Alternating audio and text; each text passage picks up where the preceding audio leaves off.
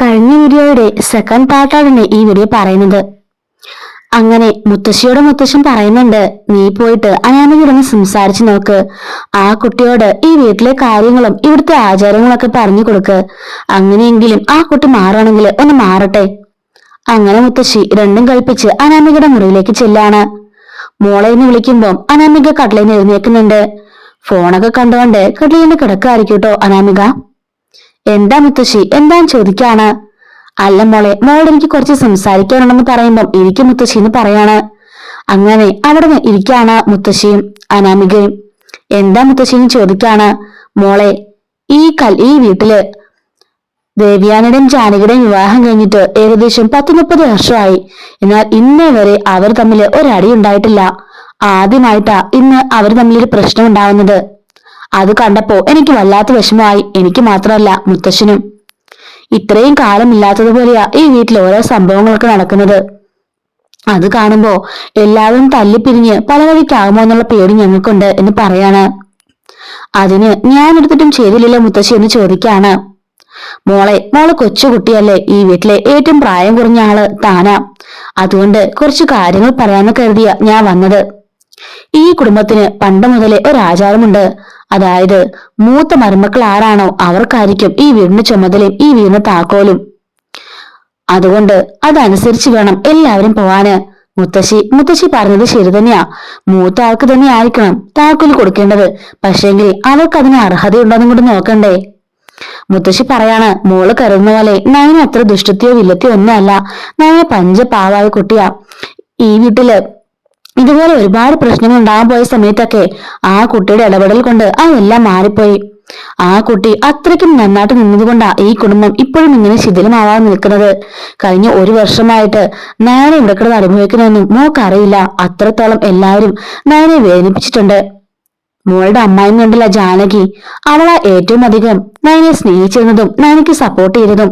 പക്ഷെ ഇപ്പോൾ അവൾ എങ്ങനെ മാറി എന്നുള്ളത് കാര്യമൊന്നും എനിക്ക് മനസ്സിലാവുന്നില്ല. അപ്പോഴേക്കും അനാമിക പറയാണ്, അതാ മുത്തശ്ശി ആർക്കും അറിയാത്ത കാര്യങ്ങള്. നയനേച്ചി ഇതിനിടയിൽ ഒരുപാട് കളികൾ കളിച്ചിട്ടുണ്ട്. അതൊന്നും ആർക്കും അറിയില്ല. അനിയുടെയും എന്റെ വിവാഹം നടക്കാതിരിക്കാൻ വേണ്ടിയിട്ട് നയനേച്ചി ചെയ്ത കാര്യങ്ങളൊന്നും മറ്റാരും അറിഞ്ഞിട്ടില്ല. അതുകൊണ്ടാ നയനേച്ചി ആരും കുറ്റം പറയാത്തത്. പക്ഷെ എനിക്കറിയാം കാര്യങ്ങളെല്ലാം. ജാനകി അമ്മയ്ക്കും അറിയാം. അതുകൊണ്ടാ ഞങ്ങൾ ഇത്രത്തോളം നയനേച്ചി വെറുക്കുന്നത്. എന്താ മോളെ, എന്ത് കാരണം നയന ചെയ്തത്? അതൊന്നും ആരും അറിയണ്ടെന്ന ഞങ്ങളുടെ താല്പര്യം. അതൊക്കെ അറിഞ്ഞാല് നിങ്ങൾ എല്ലാവരും നയനെ വെറുക്കും എന്ന് പറയാണ്.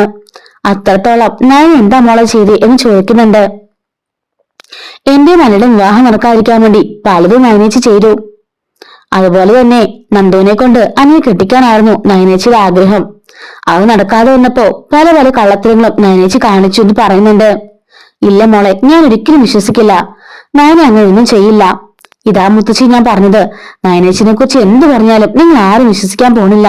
പക്ഷെ സത്യം തിരിച്ചറിഞ്ഞ 2 പേർ ഞാനും എന്റെ അമ്മായിമ്മ മാത്ര. അതെന്തോ ആവട്ടെ മോളെ, ഇവിടെ വന്ന് കയറിയ പിന്നെ ആ കുട്ടിക്ക് ഒരു തെറ്റുണ്ടായിട്ടായിട്ട് എനിക്ക് തോന്നിയിട്ടില്ല. പിന്നെ മൂത്ത മരുമകളുടെ സ്ഥാനത്തിന് അവൾ യോഗ്യതയില്ലെന്ന് അവൾ പറഞ്ഞത് എന്താർത്ഥത്തിലാ? അമ്മേ, സമ്പത്തും കുടുംബമാഹിമയും ഒക്കെ ഉള്ള ആൾക്കല്ലേ ഒരു വലിയ കുടുംബം നോക്കി നടത്താൻ സാധിക്കുള്ളൂ. മുത്തശ്ശി പറയാണ്, അങ്ങനെയൊന്നുമില്ല. മൂർത്തി സാറ് ഒരുപാട് കഷ്ടപ്പെട്ട ഈ ഒരു കുടുംബം ഇത്രത്തോളം എത്തിച്ചത്. അതിനു മുമ്പേ അദ്ദേഹം ഒരുപാട് ജോലികൾ ചെയ്തിട്ടുണ്ട്, ഒരുപാട് കഷ്ടപ്പെട്ടിട്ടുണ്ട്. ആ സമയത്തൊക്കെ അദ്ദേഹത്തിന്റെ ഭാര്യയായിട്ട് സപ്പോർട്ടായിട്ട് കൂടെ വന്നത് ഈ ഞാനാ. അന്നൊന്നും ഇത്രത്തോളം സമ്പത്തൊന്നും നമുക്ക് ഉണ്ടായിരുന്നില്ല. അന്നും എന്റെ വീടിന്റെ താക്കോല് എന്റെ കയ്യിൽ തന്നെയായിരുന്നു. ഞാനാ വീട് നോക്കി നടത്തത്. അപ്പൊ പിന്നെ സമ്പത്തിനെ കുറിച്ച് പറഞ്ഞിട്ട് വല്ല കാര്യമുണ്ടോ മോളെ എന്ന് ചോദിക്കാണ്. ഒരാളുടെ ശരിയും തെറ്റ് നിർണ്ണയിക്കുന്നത് ഒരിക്കലും സമ്പത്തായിരിക്കില്ല. അയാളുടെ പ്രവൃത്തിയും അയാളുടെ ഉറച്ച തീരുമാനങ്ങളും അയാളുടെ ശരികളും തന്നെയായിരിക്കും. നയന ശരിയാണ്, അത് തന്നെയാണ് എന്റെ മനസ്സിൽ തോന്നിക്കുന്നത് എന്ന് മുത്തശ്ശി പറയാണ്.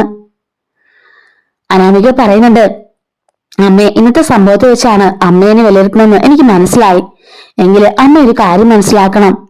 ഞാന് വയ്യാതെ ഒരു സുഖമില്ലാതെ എന്നോട് കിടക്കായിരുന്നു. എനിക്കപ്പോ ഒരു ജ്യൂസ് കുടിക്കണം തോന്നി. അതിന് നയനേച്ചിയോട് ഒരു ജ്യൂസ് കൊണ്ടുവരാമോ എന്ന് ചോദിച്ചത്. അപ്പോഴേക്കും മാതൃശേട്ടൻ വന്നിട്ട് എന്നെ വല്ലാണ്ട് വഴക്ക് പറഞ്ഞു. എനിക്ക് ഭയങ്കര സങ്കടമായിപ്പോയി. അമ്മേനെ ആലോചിച്ച് നോക്കി. ഞാൻ വന്നിട്ട് ഇത്രയും ദിവസമല്ലേ ആയുള്ളൂ. ഒരാളെ വഴക്ക് പറയുമ്പോൾ നമുക്ക് സ്വാഭാവികമായിട്ട് സങ്കടം തോന്നില്ലേ? അതുകൊണ്ട് എനിക്ക് ഈ വീട്ടിൽ പറയാൻ ഏറ്റവും അവകാശമുള്ളത് എന്റെ അമ്മായിമ്മയോടല്ലേ. അതുകൊണ്ടാണ് ഞാൻ പോയിട്ട് അമ്മയോട് പറഞ്ഞത്. ആദർശനം പറഞ്ഞ കാര്യങ്ങള് അതുപോലെ തന്നെ ഞാൻ പറഞ്ഞു, അല്ലാതെ അതില് എരിവ് കയറ്റി കൂട്ടിച്ചേർക്ക് ഒന്നും ഞാൻ ചെയ്തില്ലമ്മേ എന്ന് പറയുന്നുണ്ട്.